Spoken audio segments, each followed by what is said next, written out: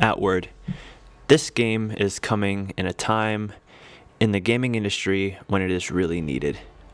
This game pushes boundaries and does things that no other game has really done for a long time when it comes to innovation and how much the developers actually love and play for God, this is such a foreign concept. They actually play their own game. For those of you that don't know what Outward is, it's an action RPG survival game that's not unlike something like you would see out of like... Here, give me 1 second. I have something for this. You see this? It's like this, but it's a video game. Without any further delay, welcome to why I am hyped for Outward.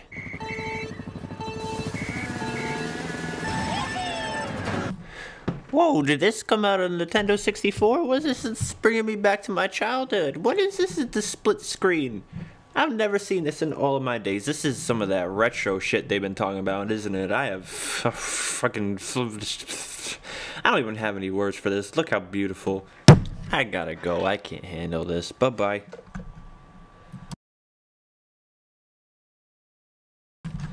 So basically what this is, and why this is so important, is because it allows you to sit next to your friends, go out, have an adventure, and make up your own rules about the game, because it doesn't hold your hand like other games. You gotta sleep, you gotta eat, you gotta find firewood and start a fire to cook that food so you don't get diseases.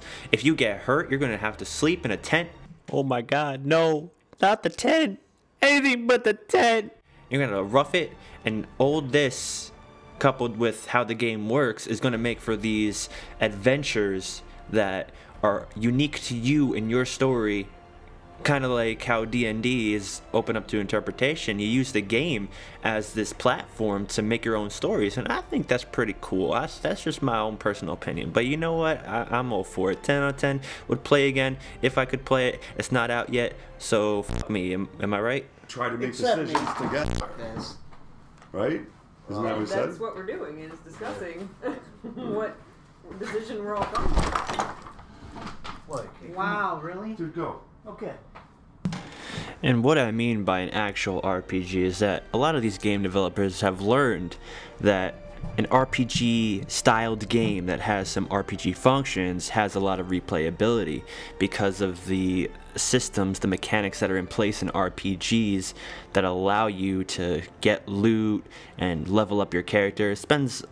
People with RPGs dedicate more time, and mainstream video gaming has learned that this type of formula is actually working for a lot of other games. Take Assassin's Creed Origins and Odyssey for an example.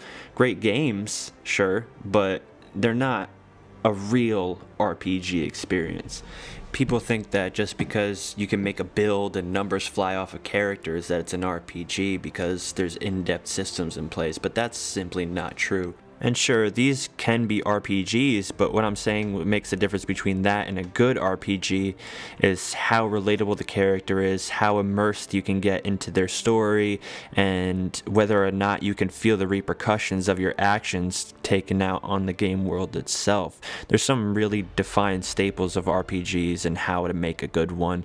On the screen right now, you'll probably see a couple of examples of things that I think to be good RPGs and RPGs that are coming out that are going to be great. 12.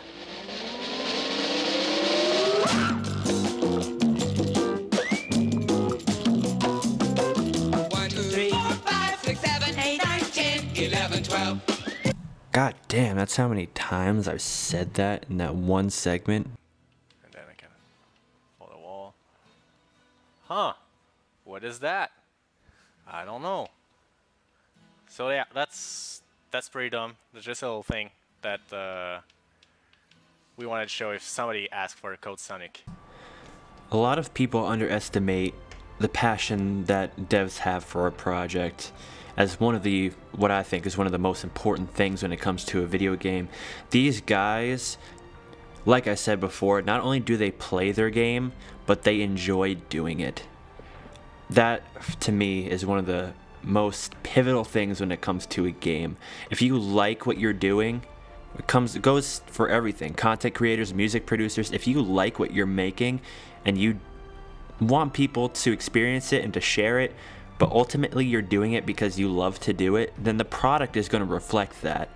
I'm going to show you some snippets now of examples of these guys and what they're like and how they react to their fans and everything else. No, I didn't quit this time around. Yeah, I learned from my mistakes.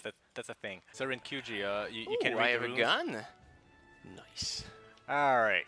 So, Oh, I don't have any bullets though. What? So as you can see, pretty simple for someone to join in. Whenever a player joins in, it just selects a character from another save. There's water here if you want to refill. Gonna gather it. And right in here, there's a cave. Let's drink some. So since it's getting really hot, we could go in there to regulate the temperature and probably fight. Gather the cactus. I'm gonna be sneaking. Okay. There are walking hives. Be careful not to go too close because I think I hear big footsteps. That would be a hive lord. Yep. Alright. There's one. Oh shit. We need to flee. We need to flee. Abort. Abort. My bag. My bag. Okay, we can kill the smaller one. Nope. I forgot they have more health when we are in Okay. Do you have your bag? Yeah. Nope. Did you Got just killed by the wasps. God damn it. Okay, okay. And I'm not doing so cool either. Oh boy. Nope. Sorry, Bjork. Fuck this shit, I'm out. My bag is still in there though. Yep. Likely both are I bag. thought we would be doing No, better. I have my bag. Sucker. Okay, can you spare one of your life potions? Please? Pretty please? Make sure you're on top. Okay. So you can get your bag and... Yeah, we just need to go in there quickly, get a bag, and get out. 3, 2, 1. God damn it. The good news is we gained nothing and lost all our stuff. Ready? No. Okay, okay. Here's a bag. Here's a bag. I got it. I got it. Really? God damn it. I attacked instead of running. Just Yeah, leave. not a good Just idea. leave. I'll have my bag. I'm looking for if there's treasure in there. If I had traps, I'm gonna need to craft some traps. Okay, okay. Just don't get killed by the bees. I want what's in there. There's a treasure. I don't even know what's in there, but I want it. Okay, I got stuff. And I'm leaving. As you can see, these guys are really passionate about the project that they're making, and they've gone on record as saying that if this game does well, it'll add DLC, it'll add another game. They want to do another game, but it's all dependent on how it sells. These guys are independent. Even though they have a publisher under Deep Silver, this is one of their breakout games, and I really do believe that independent games have a type of soul that AAA studios don't have. And if you're to support a video game for the love of video games, then this is one of those games.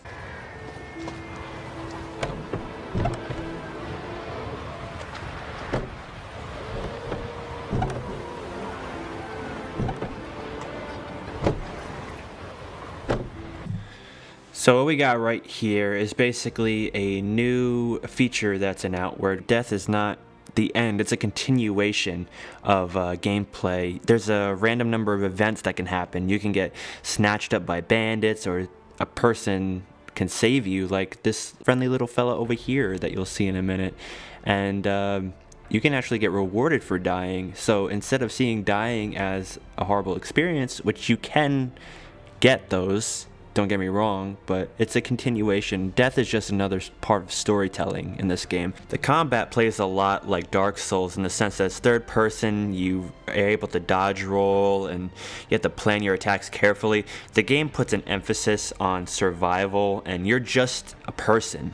Like, you're not some fantasy hero, you're not the chosen one.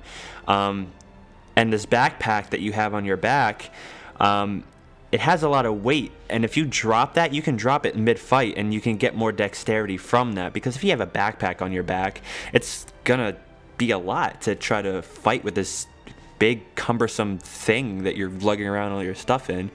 So it takes that realism, that hyper-realism, and it adds it to elements to all these different things that you have to plan and consider when you're going in. It adds a level of difficulty that a lot of people will either like or not like. If you like difficulty, if you're a fan of Dark Souls, and I think you'll like this game. It's basically, I found it by typing in open world Dark Souls into YouTube, and I was like, whoa, this is amazing, and I'm not disappointed in it. I don't think you will be either. Also, the map doesn't have any point where it tells you where you are. You need to look for landmarks in the open world, and you need to navigate a map like a real map. As well as magic, you need to have these things called fire stones or water stones or whatever, and you need to use those to make a sigil on the ground. You can only cast inside of the sigil. It adds another layer of like rolling in and out of the sigil and using it, but it not being a primary method of destroying everything in your path, since I'm thinking that magic is going to be pretty powerful in this game. There's also going to be 4 regions in this game, 4 miles by 4 miles I believe it is, I don't know, but I know there's 4 regions, and each takes a loading screen to get there. It's fine, but each one of those has a major city, as you can see here. He's going into this major city, and you can trade, and there's NPCs, and there's side quests, and he has definitely said that there is no microtransactions and there is no fetch quests. Well, if there is a fetch quest, it's like 1 or 2, and you could get them off the board to get some extra money, but the side quests do not equal fetch quests. They're different. And that's a great thing to hear from these guys. When he was on stream, somebody asked him if there will be microtransactions in the game, and his exact response was hell no, which is good to know that he holds that value close to his heart. I really do think that this game deserves to be successful, and I do believe that these guys deserve it. So that's it, guys. That's all the points I wanted to make. I'm getting it, and I'm going to use this opportunity to say that we're going to be playing it on this channel, me and Brian. And that's it. If you feel like picking it up, it's $40. Comes out March 22nd. If you like what we do, like, comment, subscribe, as always. And thank you so much for watching. Bye.